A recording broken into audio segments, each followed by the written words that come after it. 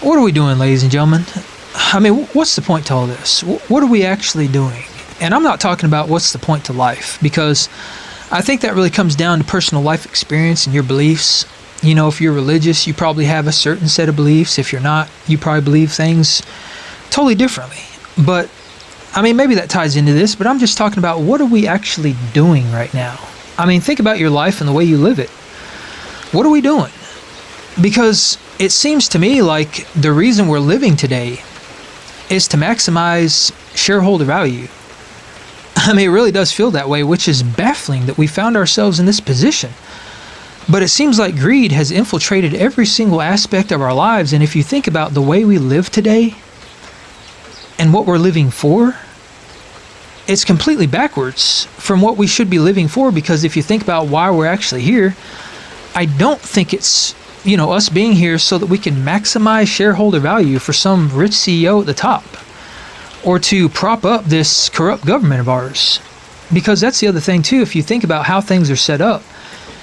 I mean, maybe it was set up for a reason to begin with, but the people running the show now, the entire cabal, the entire system, is insanely corrupt. And we all know this. We know that, there's nobody we can really trust.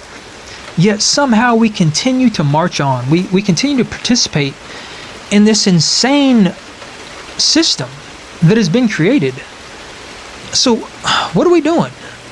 I mean, what's the point to all this? So to me, I mean, this is just my own personal belief because I'm kind of an old soul, but I believe the point is just to try to do better, to, inject positivity into the world and try to make a difference in a positive way, maybe to help people. And maybe that's just my own personal bias shining through because, that makes me feel good. Maybe that's me being selfish. But I think when it comes to your personal purpose, you have to be selfish because you're talking about something that's very personal to you. Everybody believes they have their own purpose, that there's a reason you're here. And usually that reason comes down to personal biases. It comes down to selfish reasons because maybe it makes you feel good. Maybe giving back is the thing that fulfills you. And again, this is going to be very different for everybody, but there's one thing I'm confident about. When it comes to why we're here, I am 100% confident that it is not to do what we're doing right now. It is not to consume and, try to get money, okay, let's talk about money. The concept of money it just escapes me. We do all of these things in the name of money, and I get it, that's the way society's set up. We have to chase money because that is what allows us to live in this society. But if you think about money, somebody please explain to me why gold has value, why money has value. As far as I can tell, nobody can fully explain that. I mean, there's a lot of theories out there, but it really comes down to the fact that somebody somewhere a long time ago said that gold has value, silver has value, because it's rare, it's a precious metal. For what? Okay, we use it for electronics and stuff now. It has value in that instance, but so does copper. So does pretty much any other metal. But somehow we assigned all this value to gold and silver, and we just assign the number to it. And it won't be long before we assign numbers to thin air. I mean, literally, we're going to move to this digital currency, which is going to be based on what? It's just numbers on a screen. There's nothing to even back it up. The reserve currency and all that stuff, it's basically going to go away, and they're just going to make up the numbers and put the digits on the screen. So where is the value in that? I mean, okay, some of this stuff's rare, but you know what else is rare? Common sense. Why don't we put value on that? I mean, it's something they don't even teach in school anymore. Street smarts and all that stuff used to be a thing, but now it's just all about what's in the textbook. Who's to say what's in the textbook is even true? Because I think that's another thing. I mean, me personally anyway, I'm losing trust in pretty much everything. I think a lot of our history is a lie. I think a lot of the stuff that we're taught is a lie. And I think it all comes down to shaping us and molding us into this perfect little citizens so that we fit into this mold and into this society that they've created. And maybe that's just me being a little pessimistic about this, but I mean, I've taken a lot of time to think about this, and as far as I can tell, the way we're living, it is so far disconnected from the way that we're supposed to live, quote unquote, supposed to live. And again, that comes down to your own perspective on how we're supposed to live. But if you think about how we've lived throughout all of history, It was much more purpose driven. We did things with intention. Where's the intention today? I mean, most of the intention comes down to intentionally chasing money. For what? To buy more stuff? To contribute to this corrupt system? To pay for overpriced goods and services? I mean, it's insane to me how much the price of things have gone up. I watched a video the other day. This dude was just raging out about how the price of his old apartment back in 2009 went up 3 times. It was like, I think $800 a month when he rented it in 2009, and it went up to $2,400 in 2026. And you know what the minimum wage was in 2009? $7.25 an hour. You know what it is in 2026? $7.25 an hour. How does that make sense? But that is what we're living for today. That apparently is our purpose, is to contribute all of our hard-earned money and all of our time into this overpriced stuff. And the more that we contribute, the more that we have to contribute, because that's more that we have to earn, and that's more that we have to buy. And it's this vicious cycle that never ends. And I think that is literally the definition of this society. And the sad thing is that this has become increasingly worse and continues to become increasingly worse with every single day that passes. Every second that goes by, things don't get better. The price of everything continues to go up. Wages is the only thing that stays consistent and doesn't improve or go up or go down. It just stays where it is. So maybe that's the only constant in life today. But everything else just seems like it's getting further and further out of reach. It's like that proverbial carrot that gets dangled in front of us, and we have our hands out and we're reaching for it, we're running as fast as we can, but we can never actually grab the carrot. We never actually get the prize. We're just left running. And we run until we're exhausted, and then people just feel lost and hopeless, and they give up. And maybe that's the whole point, is just to make us all give up. And if that is in fact the point, then what exactly are we doing this for? What is the point to all this? Why do we continue to participate in all this madness? Because at some point we have to realize the power that we the people have, and we also have to realize that this whole system is designed for us. It is to keep us trapped in that system. And, you know, I think it comes down to the movie The Bug's Life, where the bugs finally realize that, you know what, we outnumber these grasshoppers 1,000,000 to 1 probably, maybe a couple million to 1. And at some point the bugs realize that I don't think we really have to play this game. I don't think we have to continue to provide for these few grasshoppers that act like they run the show. And I think that we could probably put our foot down and say, you know what, enough's enough. I don't think we're going to do this anymore. I think we're just going to sit at home and not participate. Maybe we'll just go back to the Stone Age, and we'll just spend our days hunting and fishing and growing food and busting rocks and stuff and skipping stones, and that'll be our life. And I feel like maybe that will be a little bit more intentional than what we're doing right now. Maybe it'll make a little bit more sense, other than, you know, making up fake numbers on a screen so that we can buy stuff. Because at least back in the Stone Age era, we were doing things that actually had value. You know, we were building tribe and community. We were providing for one another and our families, and we were hunting and fishing and doing things that allowed us to survive. Today we're doing things that allow us to survive, but only survive in this society, and it's just surviving. We're not necessarily thriving. That's the problem. Because, you know, there are countries around the world that are thriving, and they have rules that are completely different than the rules that we have, and it seems like things are going very, very well for them. Singapore is a prime example of that. I just read something about Singapore the other day, and, you know, the fact that they snuffed out communism, and they made a lot of smart decisions that were in favor of the people. But today, the decisions that are being made, not just here in America, but around the globe in a lot of Western countries, they're not in favor of the people. All this infrastructure that's going in, all this industrialization of everything, destroying the natural world and monetizing everything. I mean, we're talking about food, water, all the things that we need to survive, monetizing the land that we walk around on, the air that we breathe. It's all happening. And that does not sound like things that are in favor of the people. So then we have to ask, well, who are they in favor of? And they're in favor of this corrupt system that essentially rules the world, I guess, or at least rules, you know, several of these countries. And that system just happens to be the one that we all look to and that we fall under and that we are a part of. we all contribute to, because every single one of us that works and consumes, we contribute to that system. Most of our money goes to that system. And you might say, well, it's only like 25 or 30%. That's not true. That's 25 or 30% of your income that's taxed. But you think about how much of our money is actually taxed. We are taxed on everything numerous times over. When you really drill it down, it's more than half. And when you think about the amount of money that we spend or contribute to that system over time, over our lifetime, it is probably the vast majority of our money. And it all goes back into circulation, and very little of that money makes it back into our pockets, the pockets of the hardworking men and women of this country and of the world. It goes into the pockets of the 1%, the ones that hold most of the wealth. And again, that's another thing that doesn't really make sense. You have all these workers out there, the ones that are actually making the country run, yet we end up with the pennies. And this 1% that are sitting in the dark room in the robe somewhere, they wind up with most of our money. Make it all make sense.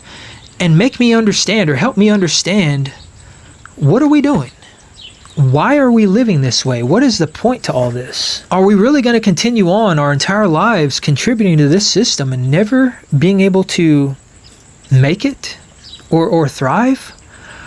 Are we never actually going to be able to live with intention and see our life's purpose? Because that's another big problem here, is that a lot of people aren't able to do that because they are stuck working and contributing, and they're just stuck in the system. And when you're stuck in the system and that is what your life revolves around, you don't have very much time to do anything else. You don't have time for your hobbies. You don't have time to figure out what your purpose is. And I truly do believe that our purpose is something we all have to figure out for ourselves on a very individual basis. And if you don't have the time to do that, what's the point? What are you living for? Is working your purpose? For some people it might be, and there's nothing wrong with that. I worked for almost 20 years in the corporate world. I love my job. That was my purpose at the time. And I still work. It's not like I don't do anything. I don't just sit around all day on my farm doing nothing. I still have things that I'm striving towards. I still have things that I'm building. And I'm still trying to help people as much as I possibly can, because to me, that is what fulfills me. That is what brings me happiness and joy and purpose. But that is just my own personal bias, and that is not going to be true for everybody. So everybody has to forge their own path when it comes to that. But again, we have to have time and space to do that. We have to have enough peace in our lives to be able to think critically about this stuff and figure all this stuff out. And in a world that is full of noise and distractions and constant striving, how do we do that? And I want to make this very important and clear distinction, that this discussion is not about dooming. It's not about griping. It's about calling out the insanity and asking the questions. Because I feel like when we ask these questions, what are we doing? Why are we doing it? Is this really what life is all about? Then maybe then the answers might start to come into focus. All the deception and the lies might begin to reveal themselves, and the veil could start to lift. And it's possible from all that we start to see the truth. And I believe that when we see the truth, we will start to realize that there is so much more to life than maximizing shareholder value. I'm almost certain that every single person on this planet has a purpose well beyond just making money. They have a purpose well beyond staying stuck and feeling trapped and feeling lost and hopeless. Everyone has a purpose. And there's a life out there that you can live that is one of intention. There's a life out there that you can live that is very fulfilling. And I hope this discussion just helps people see that. I hope it just helps people see that there is another way, and that other way is becoming harder and harder to find today. It's becoming harder and harder to reach. But it is possible. And I think a lot of this really comes down to reducing the amount that we consume, reducing the amount that we require. And that doesn't mean not living a life where you actually go out and do stuff. It doesn't mean not doing things and buying stuff. It just means being a little more intentional about the stuff that you buy, where you spend your money and how you spend it. It means being a little bit more intentional about where you spend your attention and your time, because time is money. And right now, our time and our attention is tied up in all this stuff that really doesn't matter. I mean, there's a lot of headlines out there.